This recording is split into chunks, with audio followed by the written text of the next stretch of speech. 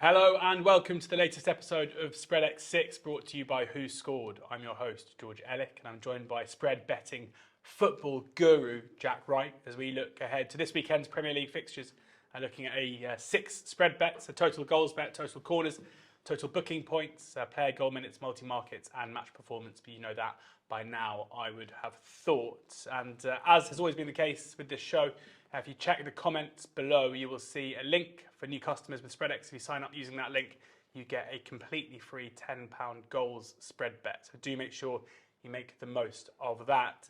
Let's get into the action because we've got a lot to get through, and we do start with a goals bet, so you can follow in Jack for this first selection. Arsenal, so impressive in the North London derby, early kickoff on Saturday. Another big game for them, 4:30 on Sunday, hosting Liverpool.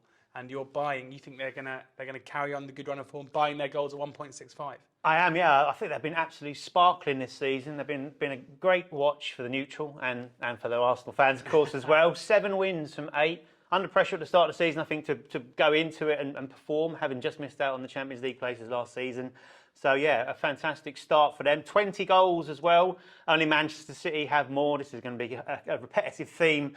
17.3 shots average per game. Second only to Manchester City. 51 shots on target as well. Second only to, can you guess?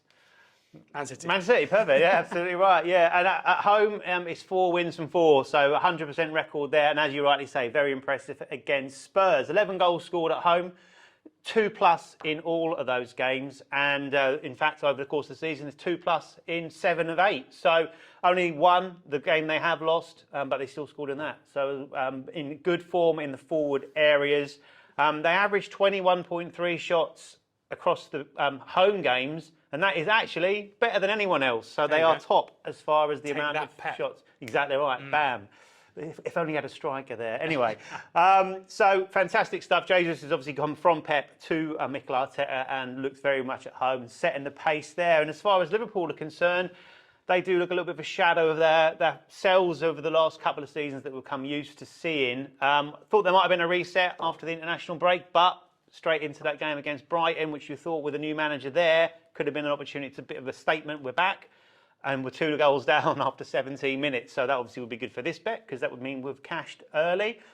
Did come back, get in front 3-2, but then conceded again. So conceded 3 at home to a Brighton side not renowned for their high scoring. So with this Arsenal side in great form, on the front foot, then I'm happy to take on this line, which is nice. 1.65 for Arsenal. Liverpool have conceded 2 already away from home at Fulham, newly promoted, of course.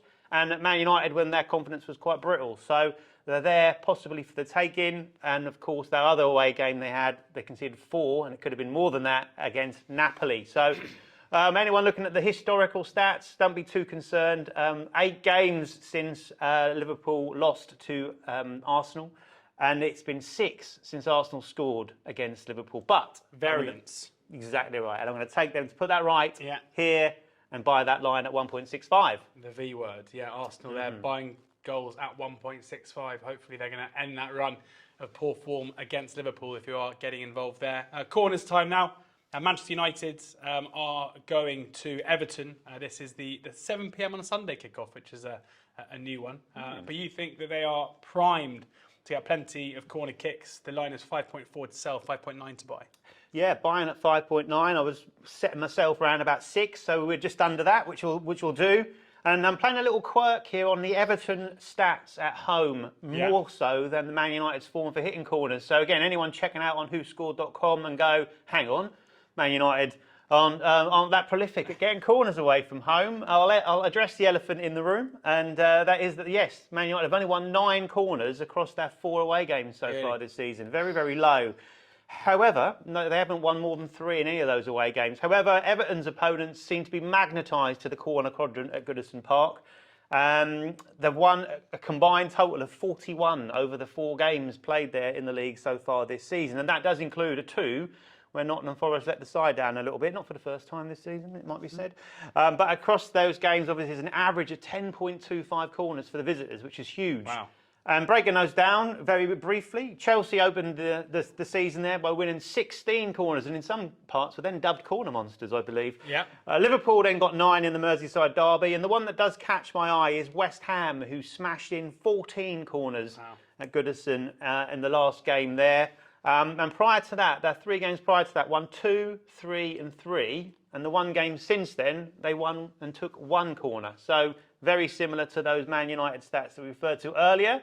Can Man United do it? I think so. Have we got players that like to shoot from outside the box? I think Man United proved that. They've got the likes of Anthony, who's obviously proved that very much so in his first few games of the season. We know Bruno Fernandes is the same. Christian Eriksen.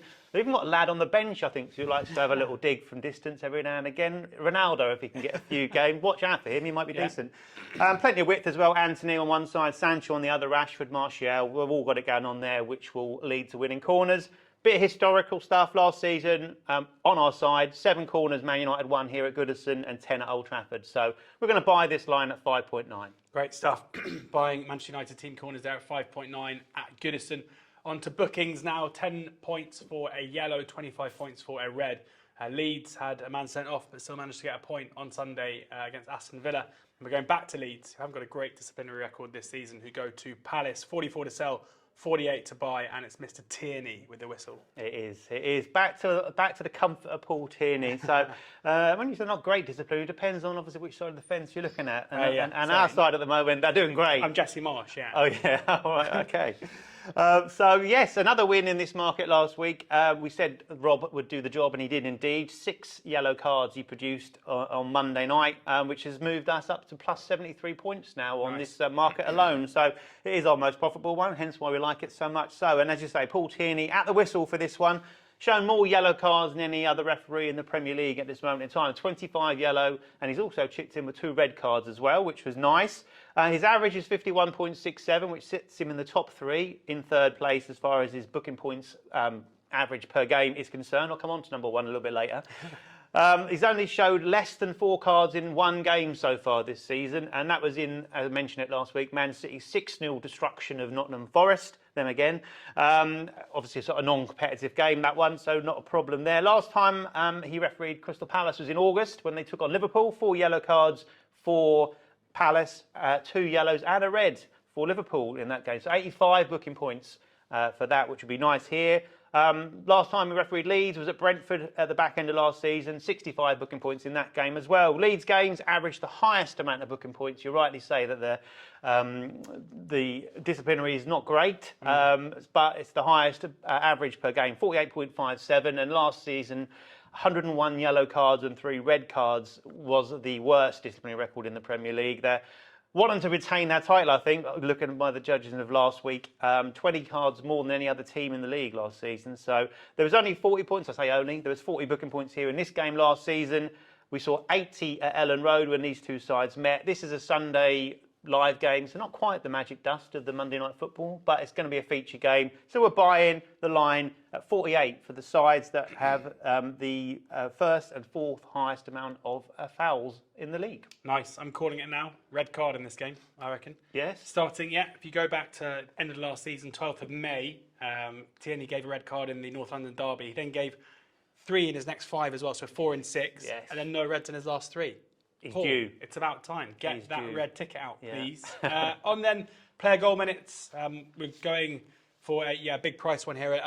We had Neco Williams, who didn't get on the score sheet for Forest last week, but looking at a low line, Aston Villa are the team that we're focusing on here. And Ezri Konsa is the man that you fancy to get on the score sheet against Forest in the Monday Night Football, buying at 4. I assume you're buying at 4 and not selling at 2. I'm going to buy it 4, yeah. Let's go low risk, high reward. We need a winner in this market. And look, so I think anyone who watched Nottingham Forest this season won't be surprised that I've picked a Villa player, and it could be any Villa player, to be perfectly honest, but I have gone with Konsa. Forest conceded 4 in that Monday night game against Leicester. Looked a little bit all over the place. They've now shipped 21 goals in the Premier League, and only Leicester themselves have more than that with 22. 17 shots per game conceded, so they're reining in, and that is the highest in the Premier League. And they've conceded 6 goals now from set pieces, which brings us on to Konza. There we have it, yeah, which is the highest again in the league. So in Villa, Douglas Luiz is a fantastic set piece taker, so much so that he's already scored twice direct from a corner this season. Let's hope he doesn't get greedy and decide to share the wealth this Monday night. Konza did get on the end of a corner against Leeds at the weekend, an XG of 0.36 for that chance as well. So he's due, has scored twice in each of his last 2 seasons, so he does know where the net is. Let's hope he can find it here Monday night. And so we're buying a very small line of 4 for Konza minutes. There you go, buying at 4 for Ezri Konza for Aston Villa. 2 more left, the multi-markets and the match performance. Multi-markets is multiplying the total value for a game event. In this case, it's corners times bookings. Again, this is booking points, so 10 for a yellow, 25 points for a red. Looking at Newcastle, who host Brentford, buying corners by bookings at 490. Yeah, and as usual, really, the lower risk to the higher risk. So again, we always say be very careful with this one. It's very volatile. The line is 490. We are buying at it. It's a huge line, but there's reason behind that, of course. And I did mention the number 1 referee as far as booking points per game average is concerned. And here he is. It's John Brooks. So a man that we have referred to before. Average of 53.3 booking points per game in the Premier League so far this season. In all competitions, he is very consistent, which we do like, of course. So I don't know what's wrong with his coffee pre-game, but it's not very nice. It's very bitter, I think. It's his booking points so far in all games this season: 55, 60, 50, 40, which was a Brentford game as well, 60, and he warmed up on Tuesday night with 40 booking points to get ready for his elevation into the Premier League this weekend. 40 booking points in this game last season, 65 points when the sides met at Brentford, so a bit of history in there as well. Players on the field we know will draw plenty of fouls with the way they play, so it is the big driver here. Can we bring corners to the table to really help this out? Yes, we can, with Newcastle involved. Number 2 total average overall, with 7.62 corners taken themselves across their Premier League games. Only Liverpool can beat that total. And no team has taken more than their 37 corners at home, with a big average of 9.25. Brentford, no slouches either. They sit 7th overall with an average of 5.5. And when they're away, that rises a little bit due to their counter-attacking style of 5.75, and that's the 5th highest in the Premier League. As far as total corners, Newcastle's home games average 12.25, 3rd highest in the league. Brentford's away average 11.25, 5th in the league. So some nice averages in both bookings and corners, hence why we're playing and buying the line at 490. Great stuff. Newcastle, Brentford, the one for the multi-markets there. And finally, match performance. Graham Potter's made a pretty good start to life at Chelsea. Wolves currently without a manager at time of recording. Unless they appoint one, it will be Steve Davis and James Collins in charge for this game, although Julian Lopetegui looks set, unlikely at least, to take over that job, although he may not be in the dugout for this one. Match performance, as I say, the selection here, 89 to sell, 94 for buy. If I know you, you're chasing that 0-0, aren't you? We've got to, haven't we? Yeah, whether it's going to be 0-0, we'll have to wait and see, but it should be tight, I'd think. Obviously, Chelsea playing in the Champions League this week. AC Milan, a very good win for them.